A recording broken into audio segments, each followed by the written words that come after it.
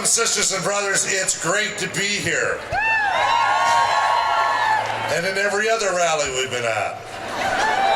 My friends, parents, students, I want to firstly bring you greetings from the 85,000 members of CUPE British Columbia, and more than that, I just received a memo from Brother Moyes, as did Susan Lambert, on behalf of the 620,000 members that we represent from coast to coast to coast.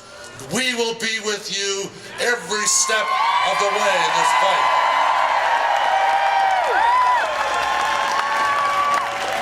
So the question I have, I guess, for those who watched the news last night, Christy Clark is wondering why you're all here. She said everything is pretty well resolved and we've kind of made up our mind, so why would anybody come to a rally like this? Well, let me give you a couple of reasons, Miss Clark. Let me give you a couple of reasons for that. That the trade union movement and workers all across this province and all across this country have never asked anybody whether or not they should have a collective agreement. We have never been ones to say, we need to provide, so you need to give. We took collective agreements in this country because this country needed them. And when she starts to talk about economies, she needs to understand one thing. It's a result of those contracts that we are, workers in this province and this country, really are the engine of this economy.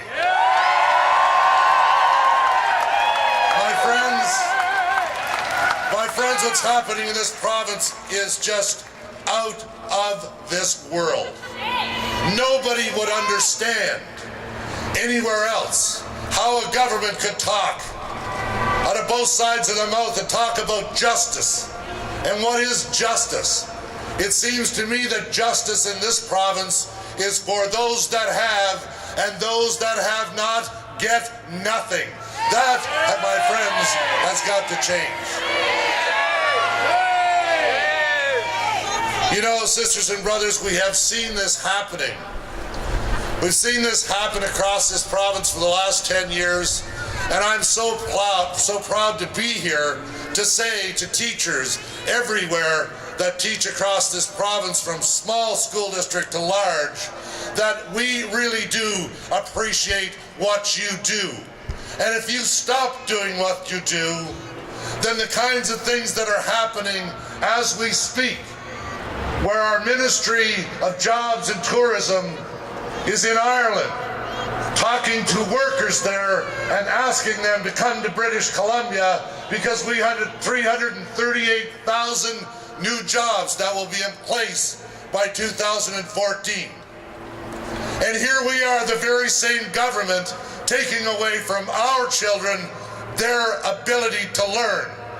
Let me tell you, Miss Clark, you bring those 338,000 jobs to our province and we'll find young people with more energy and more ability that can take care of your concerns and employment for the next 60 years. You don't need to do that in Ireland. And then we have Mr. Falcon. Now, Mr. Falcon and I don't have the best of relationships. No, it's true. It's true.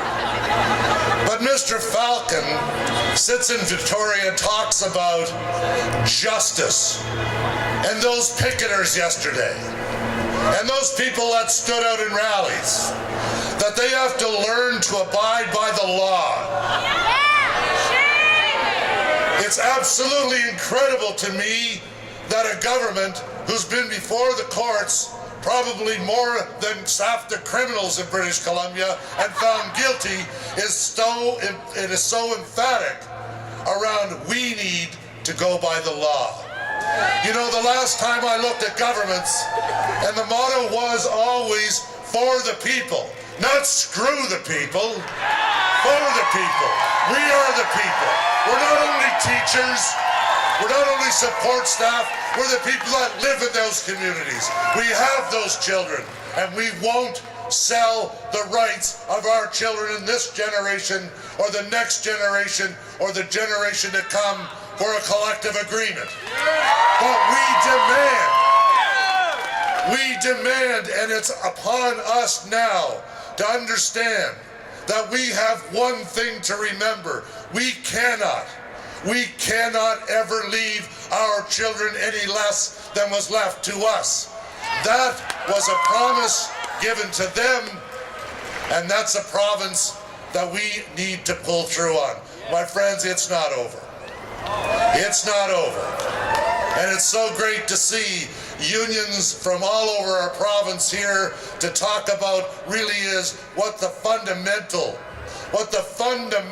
right of a child in this province is. And that's to get educated. To get educated in their community, to make sure that they're the ones that can carry on for their kids. What's happening here is more serious than I have ever seen in this province. A blatant attempt to take back retroactively for 10 years all of the gains of those before us. That, my friends, is not tolerable in any society. Friends, let me leave you with something, because there has got to be a whole bunch more of this. And there are many unions, there are many people in this province will be facing the same dilemma if we don't do something significant. And my friends, although it seems difficult when you go back to your community, when you go back to your district, when you go back to where you live and talk to your kids, and they say, what can you do? Remember those famous words by Margaret Mead, who said, don't ever think that what you do can make a difference, because it is the only thing that ever has. Thank you all, and solidarity, take care.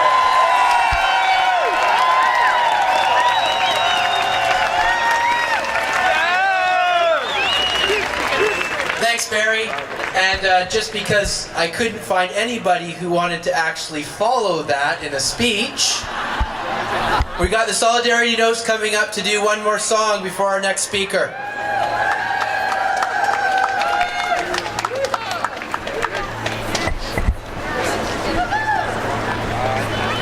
I'd just like to say it's an honor for us to be here, and we support the struggle of teachers.